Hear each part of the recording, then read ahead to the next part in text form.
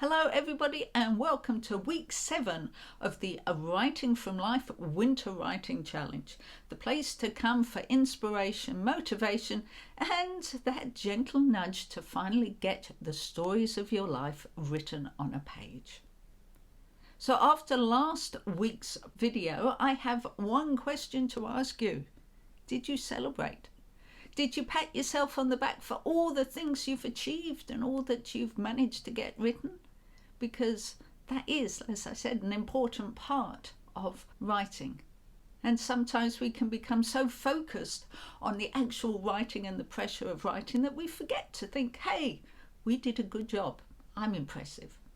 Anyway, so having said that, after having looked back over the first half of this challenge, are there any changes you need to make? Are you surprised with what you've done? Are you surprised with what you need? Are you surprised with your thoughts of what you could do with your stories in the future? Basically, what have you learned from the first 6 weeks of this writing challenge? If you watched last week's video, you'll probably remember that I was talking about the fact that I am doing quite well with the anecdotes. I've got a fair few written, but I'm struggling with the stories, which really got me thinking as to why that was happening. And believe it or not, I've actually found the reason why I'm struggling with the stories and doing well with the anecdotes. And if I tell you, please don't laugh too much, because it's so obvious. I can't believe that I didn't see it in the first place. Because I don't have the memories. Like I say, it's pretty obvious when you think about it. If you've looked back at any of my previous videos, you'll have noticed that one of the reasons why I'm so passionate about people writing about their life is because 5-6 years ago, I lost my memory. Just about all of it. Not all of it, but pretty close to it. And I'd actually thought that I had enough memories coming back, because basically I only lost 30 years or so. Which obviously is why the rest of my memories became so important. But I have to admit that I thought I had more than 12 memories of my life. Truth is, though, at this current moment, it would appear that I don't. I have the anecdote memories. Basically, I can remember, for example, sitting on top of a hill and looking out over a view. I might remember somebody sitting next to me. I might remember somebody making a comment, but I cannot remember things like how I got to the hill, what was happening in my life around that hill, where that hill was, what I did after that hill, why I decided to go up the hill in the first place. So basically what I'm saying, I don't have the stories. I have the little nuggets of information, the anecdotes. So the reason I'm telling you this is not for sympathy. It's not for you to go have any specific reaction at all. It's simply saying that having reflected back on what I've achieved over the first 6 weeks, I have made this realization. So from now on, I am going to focus on writing my anecdotes, because those I have over 50 odd of those. And for me, that is an important part of keep recording my life. I would prefer them to be stories, but maybe they will come later. So, having given you what I've learned from reflecting, I'd love to know what you've learned.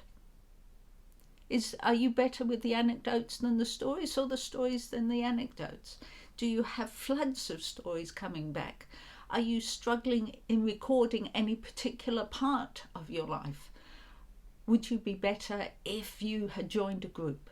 Would you be better if you're working at your own pace? Is your routine working for you? All things that reflection will help you see more clearly. And of course, once you know what the challenge is, you can fix it. So if you have realized anything, please go ahead and share it. The other thing I'd like to suggest is, if you are struggling with your motivation to keep going, because obviously 13 weeks is a long time. Some people are better at routines than others, and we all know how well I do with routines, especially if you've watched any of my other videos. If you are struggling because you're halfway through, I mean, let's face it, we're in the home stretch now, but if you do need a bit more motivation, don't forget there is the why video to watch again. It's always there, and it'll help define why you are writing stories about your life. As to the prompt for this week, well, there are, of course, so many different ways to trigger memories. So this week, I'm going to suggest that you think about smells in your life. I know it sounds a bit weird, but I'm thinking so often memories of our life are triggered by particular smells. For example, when we built our kit home, the outside of it was made entirely of Western red cedar. Lovely looking cottage, looked wonderful, built it ourselves, and it's still standing 30 years on. But every time now that I smell Western red cedar, or even just cedar wood, I have that momentary glimpse of our house. For others, it might be a perfume that somebody used to wear. It might be an incense that used to burn in a place. It might be a favourite candle that you used to burn. It might be an outside smell. It might be fish. It might be cigarettes. It might be bonfires. There are so many things, so many smells in the world.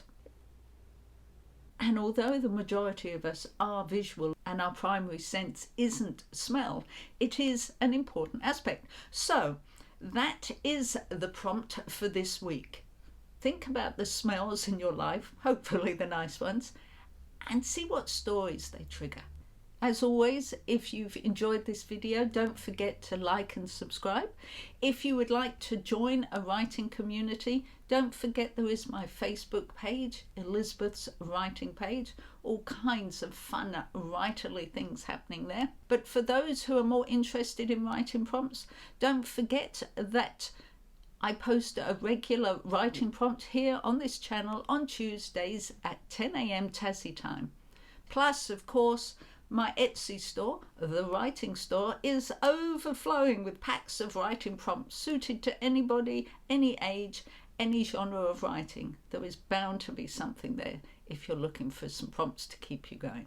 And my apologies if this video seems slightly rushed. There is a reason for it, because as was promoted in the write-up for this challenge, I am currently in Tasmania in the winter, and I am recording this in like a half-hour section between storms, thunder, lightning, and all over grey, darkness, dampness, the things that make Tassie look so wonderful, but not ideal for when you're recording a video. So apologies for that. I hope it hasn't made you feel too rushed. And having said all that and explained all that, I wish you a wonderful week, and I look forward to seeing you next week. Bye.